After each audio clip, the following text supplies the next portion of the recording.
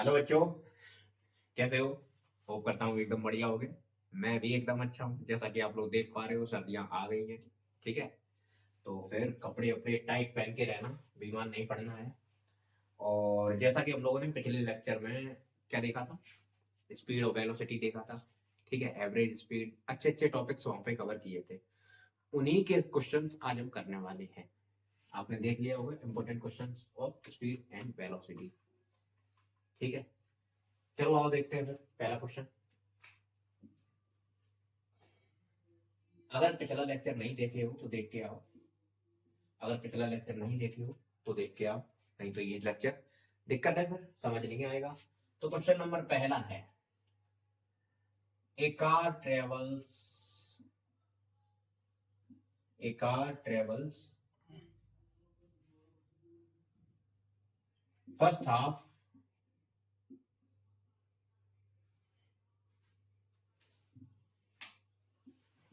Of A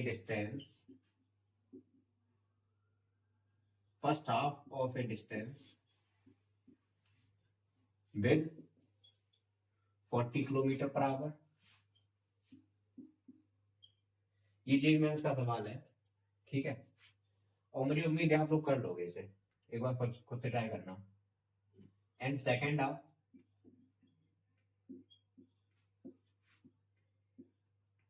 with 60 kilometre per our.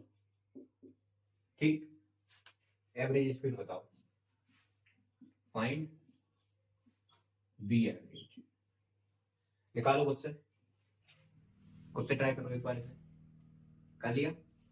कर लिया? अब सवाल समझो क्या है। इस बार मैंने पूरी सवाल की लैंग्वेज लिख दी। अगली बार मैं करूंगा क्या, सवाल को मेन टॉपिक्स से लेके आऊंगा। बेसिकली इसकी लैंग्वेज जरूरी होती है क्वेश्चन को समझने के लिए। लैंग्वेज को समझना जरूरी है, प्रैक्टिस के थ्रू आपको आ जाएगा। ठीक है, मैं कोशिश करूंगा कि आज हर तरह का सवाल जो है, एवरेज स्पीड, स्पीड और वेलोसिटी को लेकर जो हर तरह का क्वेश्चन है वो आपका कवर हो जाए। ठीक है, जो इसमें मोशन इन स्ट्रेट लाइन में आपका यूजफुल रहेगा। मान लो ये आपकी टोटल डिस्टेंस है। ठीक, उसमें बोल रहा है कि फर्स्ट हाफ आपने किससे कवर की, 40 किलोमीटर पर आवर से। और सेकेंड हाफ किससे, ये पूरी डिस्टेंस है। इस पूरी डिस्टेंस को मैंने 2D मान लिया। 2D क्यों मान रहा हूं, डी क्यों नहीं मान रहा, ऐसा है। तो ये आपका फर्स्ट हाफ डी, इस डिस्टेंस हो जाएगी, ये आपकी डी हो जाएगी। ठीक, और ये भी आपकी डी हो जाएगी। डी प्लस डी 2D हो गया। ठीक है, अगर मान लो इस पूरी को हम डी मान लेते, सिर्फ पूरा डी मान लेते, तो ये आपका डी बाई 2 होता, ये भी आपका डी बाई 2 होता। कहानी फ्रैक्शन में चली जाती, बात तो वही होती, लेकिन कहानी फ्रैक्शन में चली जाती तो कैलकुलेशन में आपको टाइम लगता। ठीक है, तो टाइम भी तो नहीं है, टाइम भी तो नहीं लगाना ऐसे गिने चुने तुच्छ क्वेश्चंस पे। ये ज्यादा हैवी क्वेश्चन नहीं है। ठीक है, तो ये बताओ भैया, बी एवरेज क्या होता है? बी एवरेज का फॉर्मूला बताओ जरा हमें, बोलो भाई। बी एवरेज आपका होता है total distance upon total time. यही होता है, total distance upon total time. अब समस्या यहाँ पे क्या है कि टोटल डिस्टेंस तो हमें गिवन है 2D, लेकिन टोटल टाइम हमें नहीं पता। टोटल टाइम भी पता चल जाए तो काम बच जाएगा। टाइम की बात नहीं की गई है। ठीक है, लेकिन हमें ये पता है कि ये आपका 40 किलोमीटर पर आवर से चला है और ये आपका 60 किलोमीटर पर आवर से। ठीक, तो बताओ भैया, आपका स्पीड इक्वल टू क्या होता है? Speed equal to distance upon time. हाँ कि ना? तो टाइम इज इक्वल टू क्या हो जाएगा, time is equal to distance upon speed. कोई दिक्कत? Time is equal to distance upon speed. ठीक है, तो डिस्टेंस कितनी है, डी है, और स्पीड कितनी है, 40, T1 के लिए। ठीक, ये मान लो आपका इसके लिए टाइम T1 लग रहा है और इसके लिए टाइम T2 लग रहा है। ठीक है, तो T2 कितना हो जाएगा भाई, T2 आपका हो जाएगा, ये भी आपकी डिस्टेंस डी है लेकिन इसमें स्पीड कितनी है 60 किलोमीटर पर आवर, तो D upon 60 kilometre per our. ठीक, ये आपका T2 के बराबर हो गया। तो टोटल टाइम कितना होगा T1 प्लस T2। कोई समस्या, कोई समस्या नहीं, ठीक है। तो ये आपका 2D अपॉन T1 कितना है D/40 plus D/60 is equal to 2D upon, ये इसका एलसीएम ले लो भाई, ये कितना हो जाएगा 60 120, एलसीएम कितना आएगा इसका 120, 42 जा 80, ठीक है, 62 जा 120 और 43 जा 120, ठीक है। तो ये आपका हो गया 3D plus 2D is equal to 5D upon 120। ये चीज समझ रहे हो, ये चीज समझ में आ रही है कि नहीं? देखो भाई 2D और ये मैंने इसको इसको इसको सॉल्व कर दिया, ये चीज निकल गया है, ठीक है। तो ये आपका 2D अपॉन 5D अपॉन 120, 120 को मैंने ऊपर पे भेजा, 120 को या फिर इसी को यहीं पे काट दो ऐसे, D अपॉन 24 बचेगा, ठीक है। D से D गया, ये आपका बचा 48, ये 24 आपका ऊपर गया तो 48 kilometre per our. Average speed कितना निकला 48 किलोमीटर पर आवर। फर्स्ट आप 40 किलोमीटर पर आवर से चले, सेकंड आप 60 किलोमीटर पर आवर से चले, और दोनों का एवरेज मैंने निकाला तो कितना निकला 48 किलोमीटर पर आवर। चलो आंसर इसको नोट कर लो। एक और इजी सवाल है,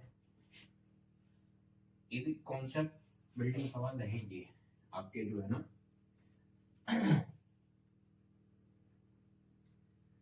इनमें तो मतलब 1 मिनट भी नहीं लगे, ऐसे एकदम उड़ा दो तुरंत ही, ठीक है। अब ये प्रैक्टिस करो इसकी जो है ना, जहां भी क्वेश्चन मिल जाए लगाते चलो।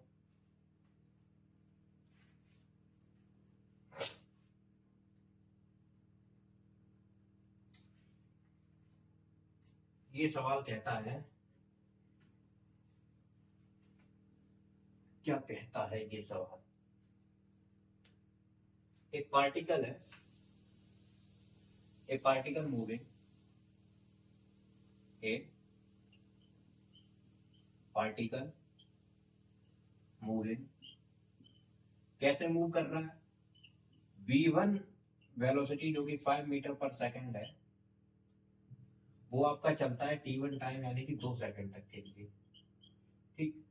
2 सेकंड के लिए वो 5 मीटर पर सेकंड से चलता है पूरी डिस्टेंस के थ्रू, और फिर उसके बाद 10 मीटर पर सेकंड से वो 5 सेकंड के लिए चलता है।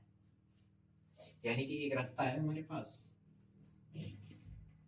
मान लो यहां तक उसने 5 मीटर पर सेकंड से चला, 5 मीटर पर सेकंड से यहाँ पे चला 2 सेकंड के लिए, कितने के लिए, और उसके बाद यहाँ पे चला 5 सेकंड के लिए, कितने से 10 मीटर पर सेकंड से। इस तरह के हमने सवाल के आंसर निकालने बताए हैं। अगर नहीं आ रहा समझ में तो पिछला लेक्चर देखो जाके, समझ आ जाएगा। खुद से करो ये, कर लिया, मैं समझाऊं। देखो भैया बी एवरेज क्या होता है, आपको फॉर्मूले से डगमगाना नहीं है। बी एवरेज हमें बता दो कितना होता है, वो आपका होता है total distance upon total time, बस यही फॉर्मूला हर जगह पे लगा दो आप अपना। लेकिन इसमें समस्या हो सकती सी है कि हमें टोटल डिस्टेंस नहीं दी गई है, कोई बात नहीं, हमें स्पीड और टाइम तो पता है ना, तो डिस्टेंस इज इक्वल टू बता दो भाई क्या होता है, speed is equal to distance upon time होता है, हाँ कि ना। तो distance is equal to speed into time हो जाएगा, होगा कि नहीं होगा। तो तो स्पीड है आपकी 5 मीटर पर सेकंड और टाइम है आपका 2 सेकंड, प्लस ये डिस्टेंस कितनी हो जाएगी 5 इंटू 2, होगी कि नहीं होगी, क्योंकि 5 मीटर पर सेकंड 2 सेकंड में कितना कवर किया, 5 दूनी 10 मीटर, कितना 10 मीटर, और ये आपका 10 into 5 divided by total time कितना हो जाएगा 5 second plus 2 second, 5 plus 2 10 plus 50 by 7, और ये कितना हो जाएगा 60 बाई 7 मीटर पर सेकंड। ठीक है, एवरेज स्पीड कितनी निकलेगी 60 बाई 7 मीटर पर सेकंड। बात को समझ गए, समझ गए। अच्छा, इसमें दिक्कत किसको आ रही होगी, मैं समझ रहा हूँ थोड़ी बहुत दिक्कत जो है ना तब आ रही होगी जब पिछला कंसेप्ट आपने सही से नहीं कवर किया, अगर नहीं किया तो वर्क कर लो जाके। ठीक है, बाकी ये सवाल इजी पीजी है। यहाँ पिछले वाले में जिसने ये देखा था वो तो उस जो पहला लेक्चर देख के आए हैं इससे पहले वाला, उनको तो ये सवाल बिना देखे मतलब करना चाहिए, मैं सॉल्व करूं उससे पहले कर देना चाहिए। ठीक है, अगली बार कोशिश करना खुद से करो। ठीक है, पहले इसको नोट करो। एक नया सवाल देखो भाई, the position of particle is given by x is equal to 4t square plus 2t. Find instantaneous speed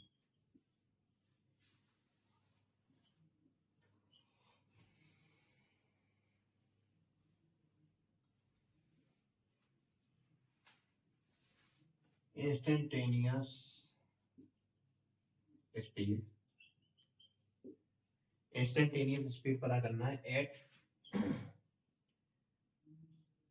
t is equal to 2 second पे।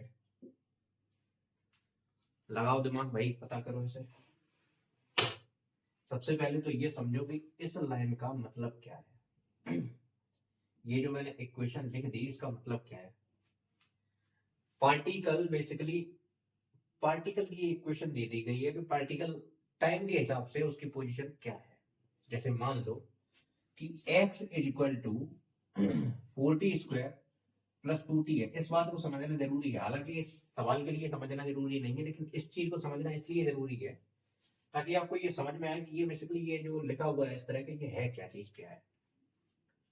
तो t इक्वल टू 1 सेकंड पे अगर हम देखें t इक्वल टू 1 सेकंड पे, तो x equal to t equal to 1 second पे क्या हो जाएगा 1 का स्क्वायर प्लस 2 इंटू 1, कितना निकल के आएगा 6। t इक्वल टू 2 सेकंड में बताओ भाई क्या हो जाएगा x 4 इंटू 2 का स्क्वायर प्लस 2 इंटू 2, t की जगह पे 2 रख दो हर जगह पे। ठीक है, 4 4 जा 16, ये आपका 4 हो जाएगा 16 प्लस 4 20 मीटर। इसी तरह से t इक्वल टू 3 सेकंड में पता करो, t इक्वल टू 3 सेकंड पे x इक्वल टू ये कितना हो जाएगा 4 इंटू 9, 3 3 जा 9, 3 का स्क्वायर 9 प्लस 2 इंटू 3 कितना हो जाएगा 6, हाँ कि ना 36 प्लस 6 कितना हुआ ये आपका 42 मीटर। तो देख रहे हो, ये इक्वेशन बेसिकली आपको यही बता रहा है कि हर सेकंड हर घड़ी आपका डिस्टेंस वो जो है वो चेंज हो रहा है। पहली बार में डिस्टेंस आपका 6 मीटर था, फिर 20 मीटर हो गया, फिर 42 मीटर हो गया। इस तरह से हर सेकंड आपका चेंज हो रहा है, वेरी कर रहा है। ठीक है, यानी कि वेरिएबल डिस्टेंस है, वेरिएबल अलग अलग टाइम में। जैसे कि एक सेकंड में यहाँ पे 6 मीटर कवर किया, दूसरे सेकंड में यहाँ पे देखो 20 मीटर पे पहुंच गए ये, तीसरे सेकंड में 42 मीटर पे। यानी कि एक परमानेंट रिदम नहीं है। जैसे कि पहले सेकंड में मान लो 6 मीटर, दूसरे सेकंड में पहले सेकंड में मान लो 6 मीटर चलता है, ठीक। दूसरे सेकंड में मान लो 12 मीटर चलता, तीसरे सेकंड में मान लो 18 मीटर चलता, तो ये आपकी एक रिदम बन जाती। यानी कि कांस्टेंट स्पीड से, वो कांस्टेंट स्पीड से तो नहीं, लेकिन एक रिदम के साथ चल रही है। लेकिन यहाँ पे क्या है, बेसिकली आपकी वेरिएबल स्पीड है, ये आपकी कांस्टेंट स्पीड है। पहले सेकंड में 6 मीटर, दूसरे सेकंड में 12 मीटर, तीसरे सेकंड में 18 मीटर पे पहुंचे। यहाँ पे आपका कोई भी चीज कांस्टेंट नहीं है, एकदम रैंडम नंबर, यानी कि वेरिएबल स्पीड निकल के आ रही है। बात को समझ रहे हो? समझ रहे हो? तो चलो फिर इस चीज को देखते हुए, अच्छा इंस्टेंटेनियस स्पीड का मैंने फॉर्मूला क्या बताया था, जरा दिमाग लगाइए और फिर बताइए। इंस्टेंटेनियस स्पीड का मैंने क्या फॉर्मूला बताया था?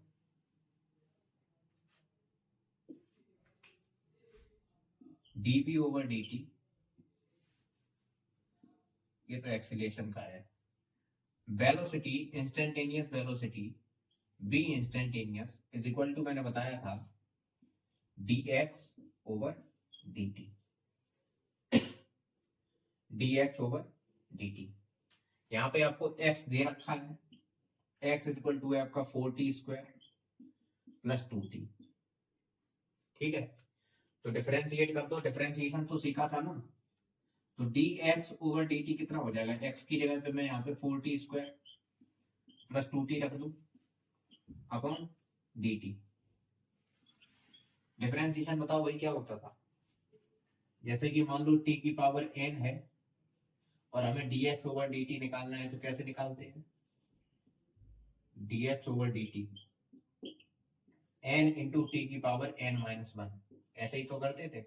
n को नीचे रख देते थे और ये n माइनस वन जो पूरी पावर है उसमें से एक माइनस कर देते थे। हाँ कि ना?